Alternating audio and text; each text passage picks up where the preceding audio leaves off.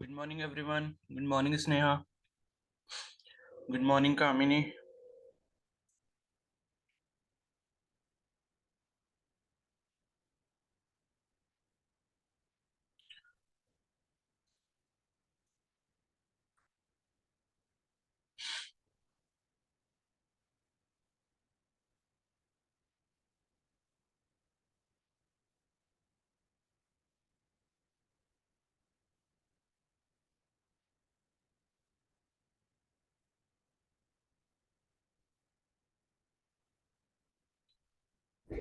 Good morning, Kashish. Good morning, Astha. Good morning, Sanjana. Good morning, Ajay. Good morning, Kanishka.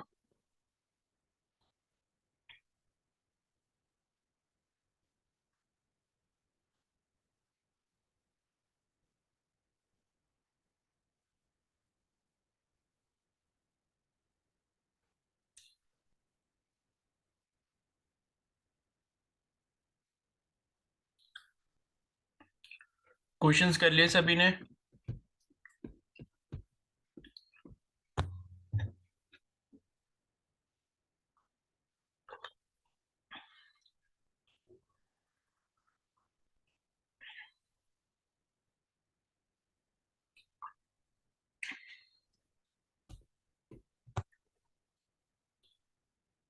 कुछ नहीं आए, कोई बात नहीं।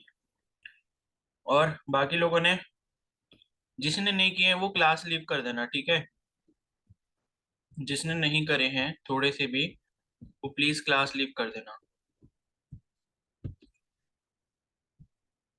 निकिता, आपने किए हैं? Yes sir. कहक्षा, आपने किए हैं?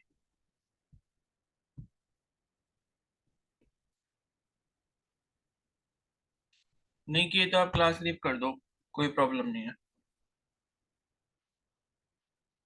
कल रात भी मैंने इसीलिए मैसेज कर दिया था भाई, जिसने नहीं करे होंगे वो कर लेना सुबह तक। अब वो आप कैसे भी करो, रात में लेट उठ के करो, सुबह जल्दी उठ के करो, कैसे भी करो, वरना कोई फायदा नहीं है, ठीक है? ये क्वेश्चंस तो आई थिंक मेरे को दिए हुए 3 दिन हो गए हैं। गुड मॉर्निंग कशिश।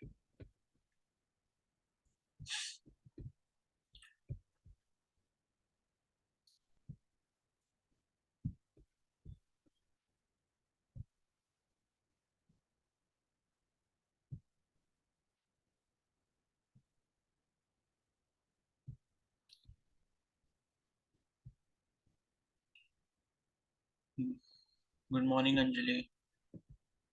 Good morning Shivani.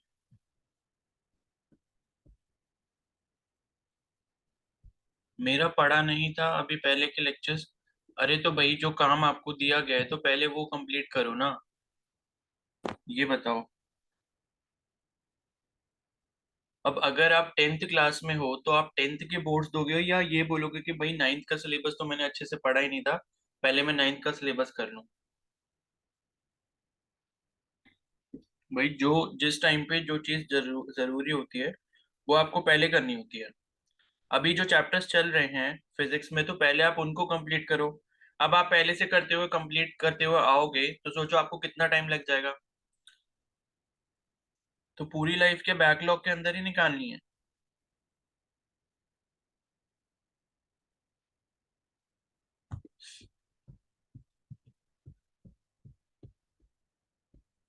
भाई, जो चैप्टर अभी चल रहे हैं उनको साथ में करो, ठीक है? और जो काम मैं दे रहा हूँ वो हो जाना चाहिए। ऐसा नहीं है कि आप अपने में लगे हो कि भाई हमारा तो अभी फर्स्ट चैप्टर चल रहा है, अभी तो हमारा बैकलॉग है, हमने तो वो ही नहीं करा। ये नहीं चलेगा भाई, ठीक है? तो अब भाई क्वेश्चंस आप लोगों ने कर लिए हैं, तो मैं एक एक क्वेश्चन करके नहीं बताऊंगा, बिकॉज उसमें क्या है, काफी सारा टाइम चला जाता है, ठीक है? और फिर आप लोग रिस्पॉन्स भी सही से करते नहीं हो, किया है नहीं किया है, कोई बताता है नहीं। तो अब मैं क्या करूंगा, अब से जो भी मैं क्वेश्चंस आपको दूंगा, उसमें जो क्वेश्चन आपको समझ नहीं आया या जो क्वेश्चन आप नहीं कर पाए हो वो आप मेरे को बताओगे, ठीक है? और जो आपने कर लिया है, आपको समझ आ गया है, कोई प्रॉब्लम नहीं है, तो वो क्वेश्चन आप छोड़ सकते हो। और जो नहीं आया वो आप मेरे को बता दो।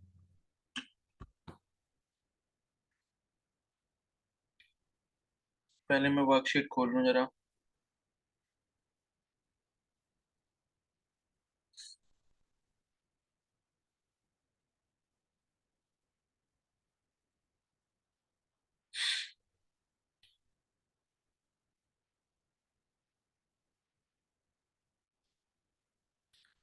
चलो, पहला क्वेश्चन तो इजी सा ही है। हाँ रुको अंजलि, एक मिनट, ठीक है। Elasticity is the property of the body in which, क्या होता है भाई? जल्दी से बताओ, आंसर मेरे को जल्दी जल्दी चाहिए सभी के। पहले का क्या है?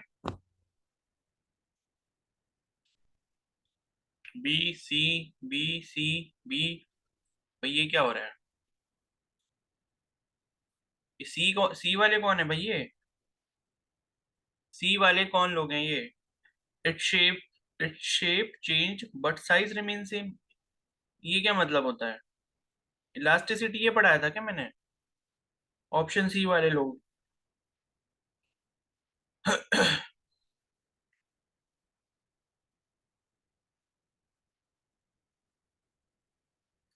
ऑप्शन सी कैसे करा है भाई, मेरे को कोई समझाओ तो। कशिश, कैसे किया है भाई ऑप्शन सी? सर एक सेकंड, शायद मैंने गलत वर्कशीट के खोल दिए। अरे ये जो मैकेनिकल प्रॉपर्टीज ऑफ सॉलिड है ना, फिजिक्स का जो चैप्टर मैंने आपको दिया था, उसका जो फर्स्ट क्वेश्चन था।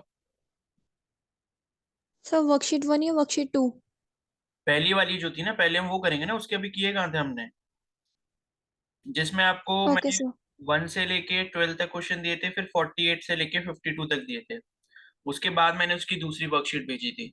तो पहला वाला क्वेश्चन, क्वेश्चन नंबर 1 है उस वर्कशीट का, ठीक है? वो हाँ ओपन करो। जी सर, उसका बी है। हम्म।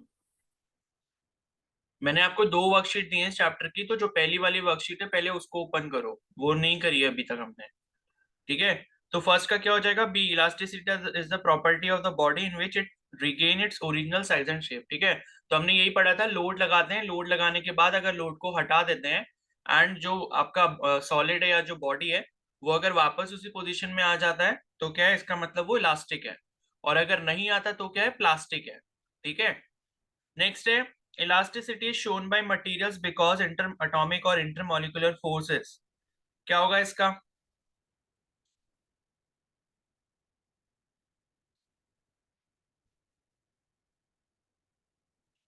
बी।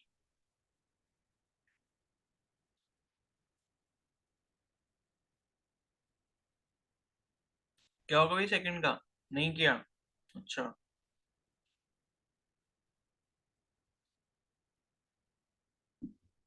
सेकंड का डी होगा।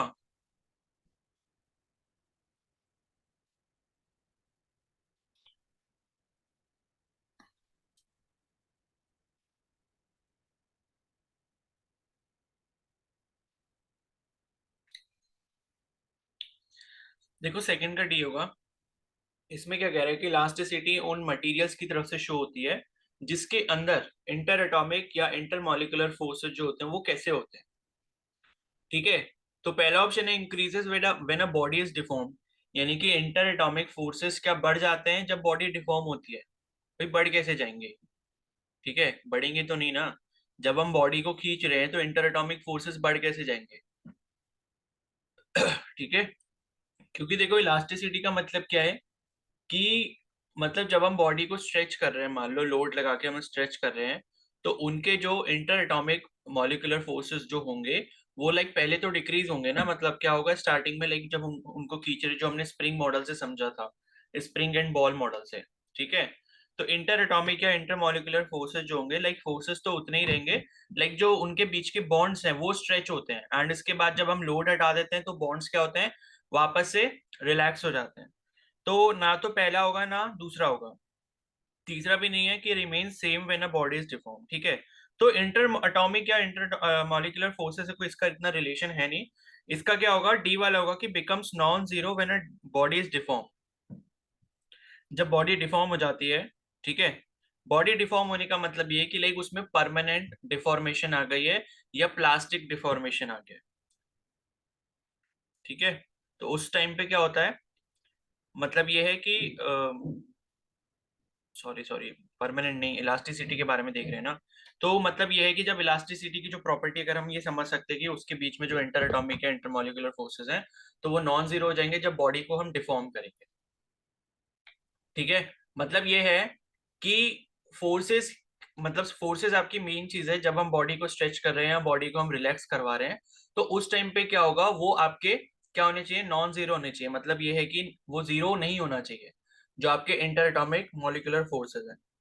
ठीक है, इंक्रीज डिक्रीज से कोई मतलब नहीं है, मतलब ये है कि नॉन जीरो वो होने चाहिए, जीरो नहीं होने चाहिए जो आपके inter atomic molecular force of attraction है। क्योंकि अगर वो जीरो हो जाएगा तो वापस रीगेन कैसे करेगा। ठीक है, तो जीरो नहीं होने चाहिए, ज्यादा होने चाहिए, मतलब पॉजिटिव वैल्यू होनी चाहिए, सो दैट कि जब हमने उसको स्ट्रेच किया है तो वो वापस से उसको खींच ले अपनी तरफ। ठीक है, बाकी ना तो इंक्रीज होता है ना डिक्रीज होता है ना रिमेन सेम रहता है, यही चीज है। उसके बाद नेक्स्ट है uniform bar of a square cross section is lying along a frictionless horizontal surface. A horizontal force is applied to pull it from one of its ends. Then क्या होगा, एक एंड से हमने उसको स्ट्रेच किया है।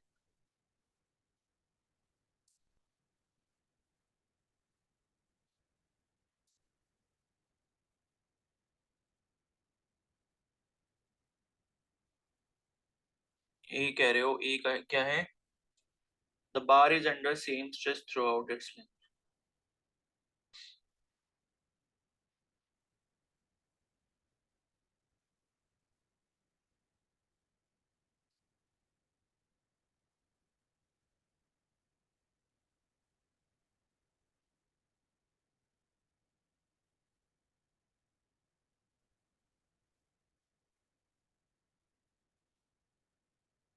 अरे डी वाला होगा ना, ए वाला कैसे होगा भाई।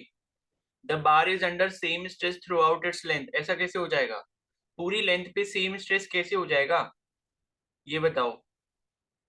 ऊपर ये लिखा हुआ है कि भाई उसको एक एंड से पकड़ के खींचा है, दोनों एंड से पकड़ के नहीं खींचा हुआ है। दोनों एंड से पकड़ के खींचा होता तब वो पहला वाला आपका आंसर होता, कि आपका स्ट्रेस जो है वो throughout the length same होगा। ठीक है, ऊपर क्वेश्चन को ध्यान से पढ़ो। A horizontal force is applied to pull it from one of its end. यानी कि मान लो कोई बार पड़ा हुआ है और उसको एक साइड से पकड़ के आप उठा रहे हो और उठाने के बाद उसको खींचने लग जा रहे हो। Force is applied to pull it from one of its end. तो क्या होगा, अगर आप उसको एक तरफ से खींचोगे तो जिस तरफ से खींच रहे हो उधर सबसे ज्यादा स्ट्रेस होगा। ठीक है, और उसके बाद जिधर आप नहीं खींच रहे हो या दूसरी वाली जो साइड है जिसपे आपने कोई भी फोर्स नहीं लगाया है, उधर आपका स्ट्रेस धीरे धीरे जीरो की वैल्यू की तरफ चला चला जाएगा। तो क्या होगा यहाँ पर, the stress develop gradually reduces to zero at the end of the bar where no force is applied.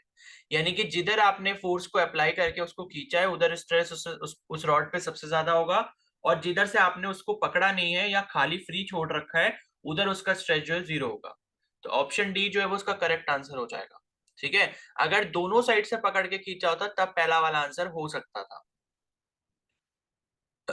उसके बाद नेक्स्ट क्वेश्चन है, A and B are two wires and the radius of A is twice that of B, they are stretched by the same load, then the stress on B is. ये तो easy question है, बताओ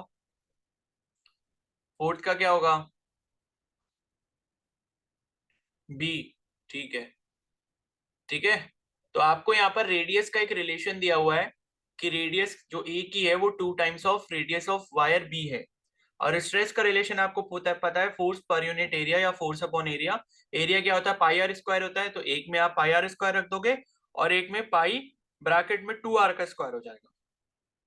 ठीक है, तो ये हो जाएगा, और वो टू आर जो है टू आर का स्क्वायर फिर वो आपका ऊपर चला जाएगा अगर आप उसको मतलब वो करोगे, क्या बोलते हैं, नीचे से ऊपर लेके जाओगे। एंड उसके बाद जो स्ट्रेस इन वायर बी है वो four times of stress in wire A हो जाएगा। इजी क्वेश्चन है ये। ठीक है, अगर कोई ऐसा है जिसको ये क्वेश्चन करना नहीं आया तो बता दो, है कोई ऐसा।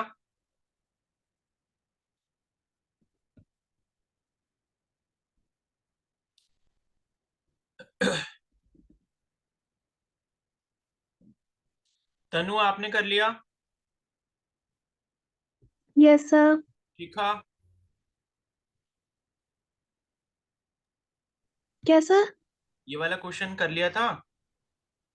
सर किया नहीं था, मतलब आया नहीं था, बट अब आ गया। अच्छा, अब आ गया पक्का। Yes sir. Shivani, yes sir. ठीक है, जो ना आए मेरे से पूछ लेना। ठीक है, अब नेक्स्ट क्वेश्चन है, steel wire having a radius of 2 mm carrying a load of 4 kgs hanging from a ceiling given that g is equal to 3.1 pi meter per second square। g क्या है यहाँ पर, एक्सेलरेशन ड्यू टू ग्रेविटी की value दी है आपको, 3.1 into pi metre पर second square. तो what will be the tensile stress that would be developed in the wire, बताओ क्या होगा भाई, इजी है ये भी। सी, ठीक है, सी है इसका, को चेक कर लेता हूँ मैं। ठीक है, फिफ्थ का सी है, ठीक है। तो क्या करोगे, स्ट्रेस का फॉर्मूला पता है, force per unit area. Force जो है हैंगिंग मास पे कितना लग रहा होगा, जितना उसका मास है उसको जी से मल्टीप्लाई कर दोगे तो एम जी वेट के बराबर उस पर फोर्स लग रहा होगा ड्यू टू ग्रेविटी। ठीक है, तो फोर्स हो गया एम जी, और एरिया आपका पाई आर स्क्वायर। और रेडियस जो है वो आपको ध्यान रखना यहाँ पर एम में दी हुई है, तो उसको पहले आप मीटर में चेंज करोगे 10⁻³ से मल्टीप्लाई करके। ठीक है, और ये देखो चीजें मैं इसीलिए मैंने आपको यूनिट्स एंड मेजरमेंट में ये सारी चीजें पढ़ा दी थी कि भाई को मीटर में कैसे करना है, किलोमीटर को मीटर में कैसे करना है, ये सारी चीजें मैं बता चुका हूँ। फिर भी अगर इसमें अगर कोई डाउट रहता है तो यूनिट एंड मेजरमेंट वाले लेक्चर दोबारा से देख लेना। ठीक है, मिली का मतलब मैंने बताया था क्या होता है, 10⁻³ पूरी पूरा चार्ट भी आपको याद करवाया था, deci centi milli micro nano pico femto atto zepto yocto. ठीक है, 10⁻24 तक। और उसी तरीके से पॉजिटिव पावर का चार्ट भी याद करवा रखा है। तो यहाँ पर कोई भी गलती नहीं होनी चाहिए। ठीक है, तो एरिया पाई आर स्क्वायर हो जाएगा, फोर्स हो जाएगा एम जी, जी की वैल्यू आपको क्वेश्चन में दी है, जी की वैल्यू फिर खुद से मत लेना जब दी हुई है। 3.1 इंटू पाई, ये जब सॉल्व करोगे लगभग लगभग वही आएगी, 9.8 ही आएगी। ठीक है, तो ये हो गया। उसके बाद नेक्स्ट क्वेश्चन है यहाँ पे। अब कोई ऐसा है जिसको ये क्वेश्चन नहीं आया, अगर है तो प्लीज मेरे को बता दो, फिर भी मैंने समझा दिया ये। ठीक है।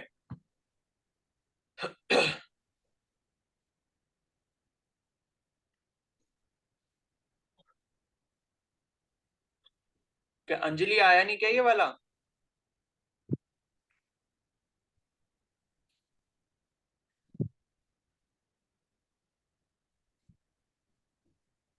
नहीं तो अब आ गया, या अब भी नहीं आया एक्सप्लेन करने के बाद?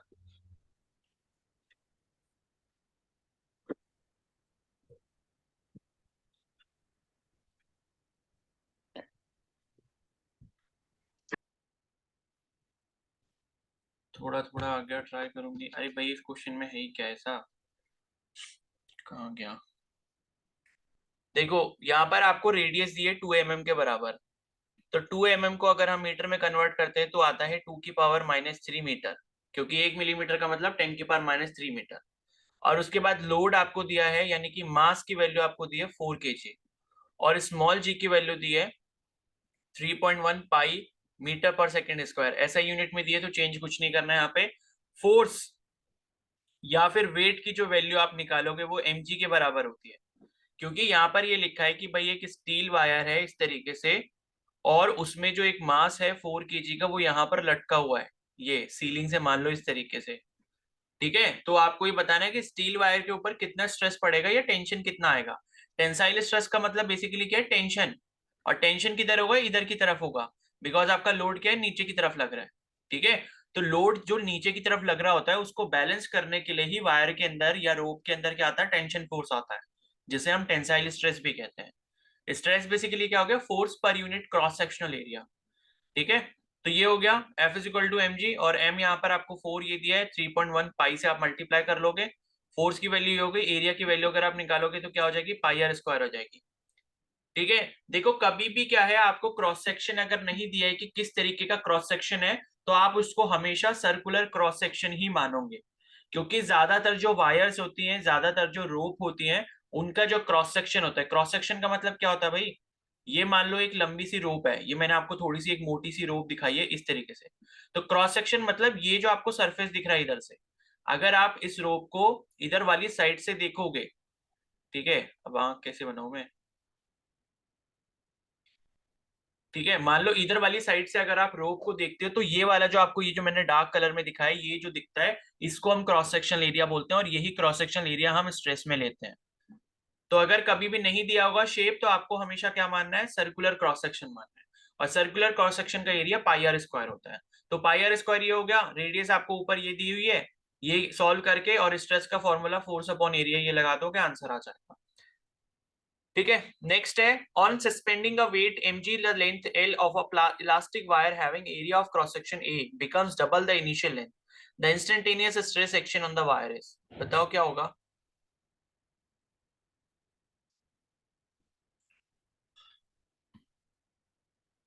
सी, ठीक है।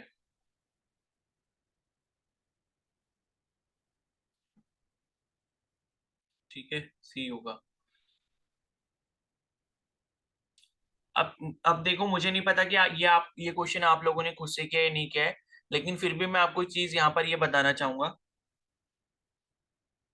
ठीक है, देखो ये क्वेश्चन में क्या बोला है कि on suspending a weight mg the length l of elastic wire having area of cross section a becomes double the initial length। देखो यहाँ पर मैं आपको एक कॉन्सेप्ट भी बता देता हूँ। जैसे इन्होंने क्या एग्जांपल दिया है कि मान लो यहाँ सीलिंग है एंड सीलिंग से हमने क्या करा है, एक वायर को लटकाया हुआ है। ठीक है, तो ये वायर को लटकाया एंड वायर के नीचे यहाँ पर क्या है, मास है। मास, और यहाँ पर आपको वेट इसका जो दिया है वो कैपिटल एम इंटू जी दिया है। यानी कि इसका मास क्या रहा होगा, कैपिटल एम रहा होगा, और उसको जी से मल्टीप्लाई करने पे उसकी जो वेट की वैल्यू है कैपिटल एम इंटू जी आ गई। और इसकी जो लेंथ आपको दी है वो आपको कितनी दी है, एल लेंथ दी हुई है इस पूरे वायर की। इस इलास्टिक वायर से जो है ये आपका वेट लटका हुआ है। उसके बाद क्या होता है, यहाँ पर इसकी जो लेंथ है वो यहाँ पर क्या हो जाती है, हाँ, और इसका जो क्रॉस सेक्शनल एरिया है वो ए दिया हुआ है। ठीक है, क्रॉस सेक्शनल एरिया कितना दिया है, ए दिया है। तो यहाँ पर क्या है, आपसे बोला जा रहा है कि भाई यहाँ पर क्या हुआ कि जो इसकी लेंथ है वो डबल हो चुकी है। तो इसका जो इंस्टेंटेनियस स्ट्रेस होगा, यानी कि जैसे ही डबल हुई लेंथ वैसे ही उस पर्टिकुलर मूवमेंट पे इसका स्ट्रेस कितना होगा। तो अभी के हिसाब से अगर स्ट्रेस की वैल्यू आप कैलकुलेट करोगे, सिग्मा की वैल्यू, तो यहाँ पर सिग्मा टेंसाइल जो होगा वो कितना होगा, फोर्स पर यूनिट एरिया हो जाएगा। और फोर्स आपका यहाँ पर क्या लग रहा है, एम इंटू जी लग रहा है, और पर यूनिट एरिया ये ए हो गया। अब ये बोल रहा है कि भाई अगर इसकी लेंथ जो है वो क्या हो जाती है, यहाँ पर डबल हो जाती है। ठीक है, तो लेंथ क्या हो गई यहाँ पर, इस तरीके से डबल हो गई, और एम जी जो वेट है वो आपका यहाँ पर आ गया। ठीक है, तो अब लेंथ आपकी डबल हो गई। तो आपको एक चीज यहाँ पर ध्यान ये रखनी होगी कि भाई, एक सेकेंड रुको, इसका आंसर क्या बताया था भाई, सी बताया था ना। ठीक है, तो सी बताया था, बट मुझे पता है कि ये कॉन्सेप्ट पता नहीं आप लोगों ने यूज करा है या नहीं करा है। ठीक है, या फिर देख के करा होगा आंसर। तो देखो कॉन्सेप्ट बेसिकली यहाँ पर क्या है, आपको हमेशा एक चीज ध्यान ये रखनी है कि जो वॉल्यूम होता है, वॉल्यूम किसी भी चीज का जो होता है वो उसका क्रॉस सेक्शनल एरिया, ठीक है, क्रॉस सेक्शनल एरिया, या फिर क्या, बेस एरिया भी बोल सकते हैं आप उसको, बेस एरिया, ये हो गया, मल्टीप्लाइड बाय उसकी लेंथ होता है। ये चीज आपको ध्यान रखनी है। अब इसका एग्जांपल जैसे मैं आपको यहाँ पर समझा देता हूँ। जैसे कि मान लो हमारे पास क्यूब है। ठीक है, तो क्यूब को आपको पता है क्यूब के कितने फेस होते हैं, 6 फेसेस होते हैं, और हर एक फेस क्या होता है कि स्क्वायर की फॉर्म में होता है। ठीक है, एक स्क्वायर की फॉर्म में होता है। तो अगर आप कोई भी मान लो, जैसे आपने क्यूब ले लिया इस तरीके से, ये मान लो आपने क्यूब ले लिया, और क्यूब का मान लो आपने क्या लिया, ये वाला एक बेस ले लिया, नीचे वाला एक बेस ले लिया, मैं इसको कलर कर देता हूं। ये नीचे वाला आपने एक बेस ले लिया। ठीक है, तो नीचे वाला आपने एक बेस लिया, और इसकी मैंने जो साइड है क्या मान लिए, एस मान लिए, एस मान लिए और एस मान लिए, मतलब ये जो साइड है, क्योंकि ये क्यूब की सारी साइड कैसी होती है, बराबर होती है। तो उसकी लेंथ भी एस होगी, ब्रेथ भी एस होगी, और इसकी जो हाइट है वो भी एस होगी। तो हाइट कौन सी हो गई, ये वाली हो गई, ये वाली एस। तो मैंने जैसे अभी बोला कि भाई वॉल्यूम क्या होता है, वॉल्यूम क्या होता है, बेस एरिया इंटू लेंथ। तो बेस एरिया यहाँ पर अगर आपने मान लो नीचे वाला ये बेस लिया है, तो बेस का एरिया क्या क्या हो जाएगा, साइड इंटू साइड हो जाएगा। क्योंकि इसका जो बेस है किसकी फॉर्म में, स्क्वायर की फॉर्म में, और स्क्वायर का जो एरिया होता है वो क्या होता है, साइड इंटू साइड। तो वही कर लिया मैंने, दोनों साइड एस के बराबर है तो साइड इंटू साइड हो गया। और उसके बाद इसकी जो हाइट है या फिर उसकी जो लेंथ है वो कितने के बराबर है, एस के बराबर है। तो यहां से जब आप देखोगे कितना आ जाएगा, एस की पावर 3, यानी कि साइड क्यूब आ जाएगा, या जिसको आप ए क्यूब भी लिख सकते हो अगर आप इसकी साइड को ए के बराबर मान रहे हो। तो यहाँ पर आप ये समझ रहे होगे कि भाई वॉल्यूम जो होता है basically base area into length होता है, किसी भी केस में आप देख लो। तो उसी तरीके से अगर मान लो मैं क्या लेता हूं, एक सिलेंडर लेता हूं, सिलेंडर। अब सिलेंडर कैसा दिखता है, ऐसा दिखता है। ठीक है, सिलेंडर ऐसा दिखता है। तो अब यहाँ पर बेस क्या हो गया, बेस ये हो गया, ये नीचे जो आपको सर्कुलर बेस दिख रहा है। ठीक है, ये जो बेस होता है, बेस कैसा होता है, नीचे से पूरा सर्कुलर होता है, और इसके ऊपर इस तरीके से यहाँ ऐसे क्या बना होता है, आपका सिलेंडर बना होता है। ठीक है, तो ये जो बेस होता है, ये यही वाला बेस है नीचे वाला। तो बेस कैसा होता है, कंप्लीटली सर्कुलर होता है। ठीक है, बेस आपका कंप्लीटली सर्कुलर होता है। इसकी हाइट आपने एल मान ली या एच मान ली, जो भी मान लो, इसकी हाइट सिलेंडर की, ठीक है, एल मानो या एच मानो कुछ भी मान लो, तो यहाँ पर जो इसका वॉल्यूम हो जाएगा, वॉल्यूम कितने का बराबर हो जाएगा, बेस एरिया इंटू हाइट या फिर लेंथ, ठीक है, बेस एरिया इंटू लेंथ या फिर इसकी जो हाइट हो गई। अब बेस एरिया कितना होगा, सर्कल सर्कल है नीचे बेस पे, और सर्कल का एरिया क्या होता है, पाई आर स्क्वायर होता है, ये एरिया हो गया इंटू लेंथ, लेंथ जो भी इसकी हाइट है, लेंथ है जो भी एल हो गई। तो कहने का मतलब है यहाँ पर इसका एरिया क्या हो गया, इसका बेस एरिया इंटू लेंथ के बराबर हो गया। तो ये चीज आपको हमेशा ध्यान रखनी है। अब आप एक चीज यहाँ पर ये देखो, ऊपर जो अभी हमने ये वाला केस करा है, ये इस क्वेश्चन में इसकी लेंथ को क्या करा हमने, डबल कर दिया, ठीक है। और उसके बाद क्या है, आपसे पूछ रहा है कि इंस्टेंटेनियस स्ट्रेस क्या होगा। इंस्टेंटेनियस स्ट्रेस का मतलब है कि जैसे ही नीचे ये 2L के बराबर लेंथ होगी, उस पर्टिकुलर मोमेंट पे इसका स्ट्रेस कितने में चेंज हो जाएगा, वायर का, ठीक है। तो देखो ये कैसे करोगे, आपको हमेशा ध्यान रखना है, कभी भी अगर ऐसी चीज होती है तो वायर का जो यहाँ पर क्या है, ठीक है, वायर का जो यहाँ पर वॉल्यूम है वो कांस्टेंट रहेगा, volume of wire is fixed या फिर कांस्टेंट, ठीक है। तो कहने का मतलब ये है कि पहले केस में अगर इसका वॉल्यूम था area into length, base area into length, area लिख रहा हूं मतलब वो बेस एरिया की बात हो रही है, एरिया इंटू लेंथ हो रहा है, तो दूसरे केस में भी वॉल्यूम इसका v के बराबर ही रहेगा, लेकिन यहां पर क्या हुआ, यहां पर इसकी जो लेंथ थी वो कितनी हो गई, 2L के बराबर हो गई है, ठीक है, 2L के बराबर हो गई है। और एरिया मान लो कि मैंने a डैश हो गया है इसका एरिया, क्योंकि क्या होगा जब आप किसी चीज को खींचते हो तो उसका एरिया क्या हो जाता है, कम हो जाता है। कहने का मतलब है अगर मान लो ये वाली वॉल्यूम जो है ये कांस्टेंट है, तो एरिया, मतलब अगर मान लो लेंथ को आप बढ़ाओगे तो एरिया जो है वो अपने आप घट जाएगा, ठीक है। जैसे मान लो 15 है, ये मान लो 16 है, 16 आपको पता है कि भाई हम मान लेते हैं कि भाई 8 × 2 होता है, ठीक है। अगर मैं इस 8 की वैल्यू को 4 कर दूं तो ये दूसरी वैल्यू क्या हो जाएगी, 4 हो जाएगी, तभी तो भाई 16 आएगा ना। तो 8 वाली वैल्यू को मैंने क्या करा, कम करा, तो 2 वाली वैल्यू ऑटोमेटिकली बढ़ जाएगी, ठीक है। या फिर मान लो मैं कुछ और कर देता हूँ, 8 की वैल्यू को मैं 2 कर देता हूँ, 8 वाली वैल्यू को मैंने 2 कर दिया, तो 2 वाली वैल्यू ऑटोमेटिकली 8 हो जाएगी, अगर मेरे को कांस्टेंट ये चीज रखनी है 16। तो 8 वाली वैल्यू अगर कम हुई तो 2 वाली वैल्यू ऑटोमेटिकली बढ़ जाएगी। तो कहने का मतलब है अगर कोई भी क्वांटिटी फिक्स होती है एंड वो किसी दो या दो से ज्यादा चीजों का प्रोडक्ट है, तो उसमें से मान लो अगर एक चीज क्या हो रही है, बढ़ रही है, तो दूसरी अपने आप घट जाएगी, या एक चीज घट रही है तो दूसरी अपने आप बढ़ जाएगी, ठीक है। तो यहां पर भी वही हो रहा है, वॉल्यूम आपने फिक्स रखा है जो कि A × L के बराबर है। अब वॉल्यूम आपने दूसरे केस में भी फिक्स रखना है, यहां पर आपने क्या करा, लेंथ को बढ़ा दिया, इसका मतलब है एरिया यहाँ पर घट जाएगा। अब घटा हुआ जो एरिया है वो कैसे निकालेंगे, 2L इंटू एरिया जो बाद वाला है मैंने उसको A डैश माना है, और उसको पहले वाले वॉल्यूम के बराबर रख दो, यानी कि A × L के बराबर रख दो, ठीक है। अब यहां से L से L यहाँ पर कैंसिल हो गया, तो A डैश की जो वैल्यू है वो आपको कितनी मिल जाएगी, A/2 मिल जाएगी। तो कहने का मतलब यहाँ ये है कि अगर आपने इसकी लेंथ को डबल करा है तो इसका जो क्रॉस सेक्शनल एरिया है वो हाफ हो जाएगा। अगर मान लो इसका क्रॉस सेक्शनल एरिया पहले 5 mm² था, तो 2.5 mm² बाद में बचेगा इसको मतलब खींचने के बाद। तो ये जनरली आपने देखा भी होगा, किसी भी चीज को अगर आप खींचते हो तो लेंथ अगर आप उसकी बढ़ाओगे तो उसका क्रॉस सेक्शनल एरिया कम हो जाएगा, ठीक है। जैसे ये एक्सपेरिमेंट अगर आप करना चाहो तो आप ये आटे के साथ कर सकते हो, जब आटा हम रोटी बनाने के लिए बेलते हैं, ठीक है, तो उस आटे को लेना एंड उस आटे को क्या करना, उसकी लेंथ आप बढ़ाते रहना, लाइक इस तरीके से उसको पतला करते रहना, तो आप देखोगे उसका जो क्रॉस सेक्शनल एरिया वो कम होता जाएगा और उसकी लेंथ जो बढ़ती रहेगी, अगर आपने उसका वॉल्यूम फिक्स रखना है तब के लिए कंडीशन है, ठीक है। तो अब यहाँ पर क्या हुआ, A डैश की वैल्यू मिल गई, मतलब एरिया की वैल्यू मिल गई कि एरिया कितना होगा। तो यहाँ पर जो स्ट्रेस की वैल्यू है, स्ट्रेस का फॉर्मूला आपको पता ही है, वही होता है स्ट्रेस इज इक्वल टू कितना होता है, फोर्स पर यूनिट एरिया।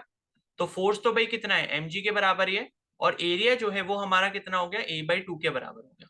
तो ये A/2 में से जो नीचे वाला 2 है ये ऊपर चला जाएगा, कितना हो जाएगा, 2mg/a हो जाएगा, ठीक है।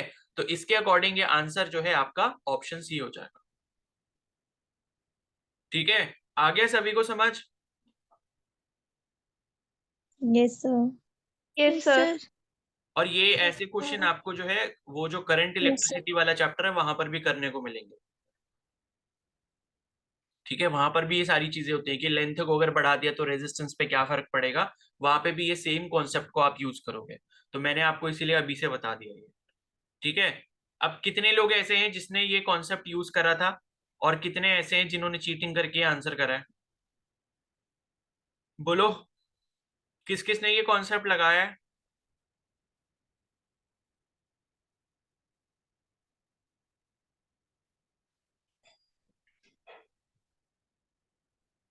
बताओ भाई। अच्छा, अजय ने लगाया, और बाकी? बाकी सब चीटिंग वाले हैं क्या? यही कॉन्सेप्ट लगाया कनिष्का ने। और अच्छा, कामिनी आपने ये नहीं किया था, फिर क्या क्या किया था आपने? सर मैंने किया ही नहीं था, मुझे आया नहीं था ये। अच्छा, किया नहीं था, ठीक है। चलो, जिसने कॉन्सेप्ट यूज करा अच्छी बात है, लेकिन जिसने देख कर करा है वो अच्छी बात नहीं है। ठीक है, ये क्वेश्चन नहीं किया था, चलो ठीक है, तो देख के मत क्या करो। तो मैंने ये कॉन्सेप्ट आपको समझा दिया है, आगे के लिए याद रखना, क्योंकि करंट इलेक्ट्रिसिटी में इसके बेसिस पे बहुत सारे क्वेश्चन आते हैं। ठीक है, चलो नेक्स्ट क्वेश्चन पे चलते हैं। One end of a uniform wire of length capital L and of weight W is attached rigidly attached to a point in the roof, and a weight W1 is suspended from its lower end.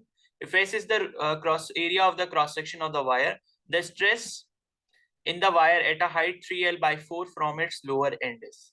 किया है किसी ने वाला? No sir. नहीं किया है। चलो इस क्वेश्चन को देख लो फिर। अच्छा क्वेश्चन नहीं है, ठीक है। तो ये मान लो मैंने बना दिया सीलिंग, और ये बोल रहे हैं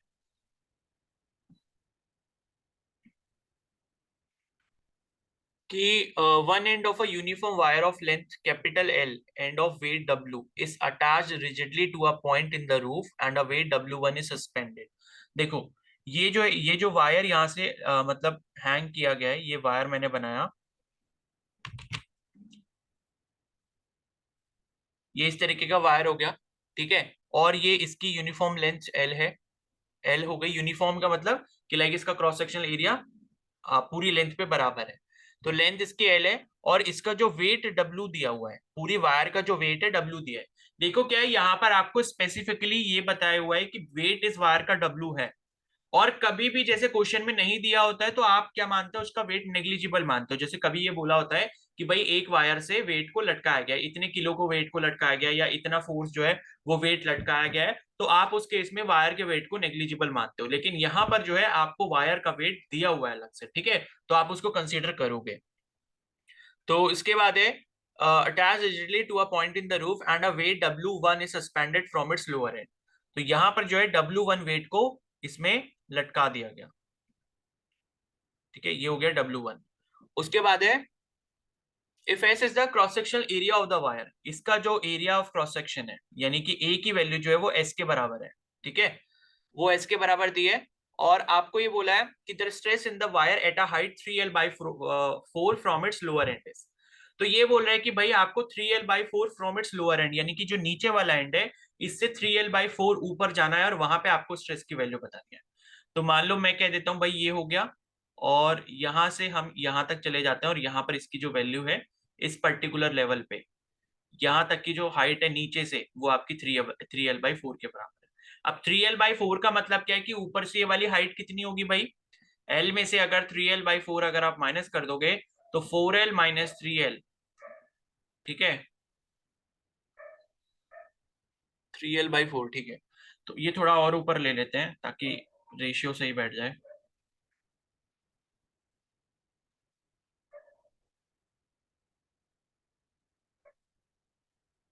मान लो यहाँ पर था, ठीक है, तो ये पूरी 3L/4 लेंथ हो गई यहाँ पे। तो L में से अगर 3L/4 को आप माइनस करते हो तो 4L - 3L/4 आएगा, यानी कि L/4 आएगा। तो ऊपर से जो बची हुई लेंथ हो गई ये वाली, वो आपकी कितनी हो जाएगी, L/4 हो जाएगी। अब आपसे ये पूछा है कि पर्टिकुलर ये वाला जो पॉइंट है इस लेवल पे, ठीक है, ये वाला जो पॉइंट है जो मैंने रेड से मार्क किया है अभी, इस पर आपको क्या बताना है, स्ट्रेस की वैल्यू बतानी है, ठीक है, यही बताना है। तो अभी आप कैसे कैलकुलेट कर सकते हो कि हमने इस वाले पॉइंट को हम कुछ भी कंसिडर कर लेते हैं। मान लो मैं इसको पी पॉइंट कंसिडर कर लेता हूँ, ठीक है। तो पी पॉइंट अगर मैंने इसको कंसिडर कर लिया, तो यहाँ पर आपको पहली चीज तो ये पता है कि भाई वायर का जो मतलब वायर क्या यूनिफॉर्म है, इसका क्रॉस सेक्शनल एरिया वो चेंज नहीं हो रहा है, ठीक है। The weight of wire below point P ठीक है, तो ये देखो आप कि भाई ये जो पूरी वायर है, इस पूरी वायर का आपको वेट यहाँ पर दिया है W के बराबर। ठीक है, W के बराबर आपको वेट यहाँ पर दिया हुआ है। और आप एक चीज यहाँ पर ये देख रहे हो कि W के बराबर अगर आपको वेट दिया है तो इसका मतलब है कि पूरी लेंथ का जो वेट है वो W के बराबर होगा। ठीक है, इतनी चीज आपको समझ आ गई। उसके बाद क्या है, अगर आप यहाँ पर ये देखते हो कि ऊपर वाली जो लेंथ L/4 है, तो उसके लिए जो वेट होगा वो कितना होगा, W/4 होगा। और पॉइंट P के नीचे जो लेंथ है हमारी वो कितनी है, 3L/4 के बराबर है। तो 3L/4 का जो वेट होगा वायर की लेंथ का वो 3W/4 के बराबर होगा। क्या इतनी चीज सभी को समझ आई? सर एक बार ये वाला बता दो, एल इजिकल्स टू डब्ल्यू कहाँ से है? क्या चीज? एल इजिकल्स टू डब्ल्यू कैसे हुआ? अरे ये क्वेश्चन में दिया हुआ है ना। क्वेश्चन में ये बोला गया है कि ये लिखा था ना, uniform wire of length L and weight W। उस वायर का वेट W दिया गया और उसकी वायर की लेंथ L दी गई है। तो मैं ये कह रहा हूं कि पूरी लेंथ L का जो वेट है W के बराबर है। अगर मैं L/4 लेंथ लेता हूं तो उसका वेट W/4 के बराबर हो जाएगा। अगर मैं लेंथ 3L/4 लेता हूं तो उसका वेट 3W/4 के बराबर हो जाएगा। क्या इतनी चीज क्लियर हो गई सभी को? Yes yes sir. सर। क्योंकि वायर यूनिफॉर्म है, तो जितनी बड़ी लेंथ उतना बड़ा उसका वेट। मतलब वेट जो होगा वो लेंथ के प्रोपोर्शनल है। अगर लेंथ L है तो वेट W है, लेंथ L/4 तो W/4 आपका वेट हो गया। लेंथ अगर 3L/4 तो वेट आपका क्या होगा, 3/4W हो गया। ठीक है, अब हम पॉइंट P पे वापस से चलते हैं। अब मैं क्या कंसिडर कर लेता हूं, मैंने इस केस को कुछ ऐसा बना लिया। यहाँ पे मैंने इस केस को अब क्या बना लिया, ये ऐसा बना लिया। यहां पर मैं आ गया, ये मेरा था पॉइंट P। और इस पॉइंट पे P पे क्या करता हूं, मैं पूरे वेट को कंसिडर कर लेता हूं। पूरे वेट का मतलब है कि वेट W1 यहां पर जो लटका हुआ था और ये जो मेरा वायर है ये जो लटका हुआ था, इन दोनों को कंबाइन करके मैं एक मास बना दे रहा हूं। तो टोटल कितना हो जाएगा, W1 प्लस 3L/4 लेंथ थी, तो 3L/4 लेंथ का जो वेट होगा कितना होगा, 3W/4 के बराबर होगा। तो ये हो गया 3W/4 के बराबर। तो इतना मास अब यहाँ पर, या इतना वेट जो है वो मेरा यहाँ पर क्या हुआ, लटका हुआ है। ठीक है, इतना वेट यहाँ पर लटका हुआ है। और एस जो है वो मेरे को क्या दिया हुआ है, क्रॉस सेक्शनल एरिया दिया है। तो सिग्मा की वैल्यू, स्ट्रेस की वैल्यू क्या हो जाएगी, फोर्स पर यूनिट एरिया हो जाएगी। फोर्स यहाँ पर W1 प्लस 3W/4 हो गया, डिवाइडेड बाय एस हो गया। इसको अगर मैं सॉल्व करूंगा तो 4W1 plus 3W divided by 4, ये एस जो है नीचे मल्टीप्लाई हो जाएगा, 4S हो गया। तो यही आंसर हो जाएगा मेरे हिसाब से। क्या दिया है भाई इसमें, ऑप्शन के अकॉर्डिंग सी दिया हुआ है। ठीक है, तो सी दिया है तो सी वाला ऑप्शन आपको यही दिया हुआ है। ठीक है, सी वाला जो ऑप्शन है वो यही दिया है, W1 plus 3W/4 divided by S. ऐसे करना था ये। मतलब आपने क्या करा, नीचे का टोटल वेट पॉइंट P पर लेकर आ गए और पॉइंट P पे फिर आपने स्ट्रेस की वैल्यू निकाल दी। आ गया समझ सभी को? Yes yes. सर। ठीक है, चलो फिर अब 8:30 पे मिलेंगे।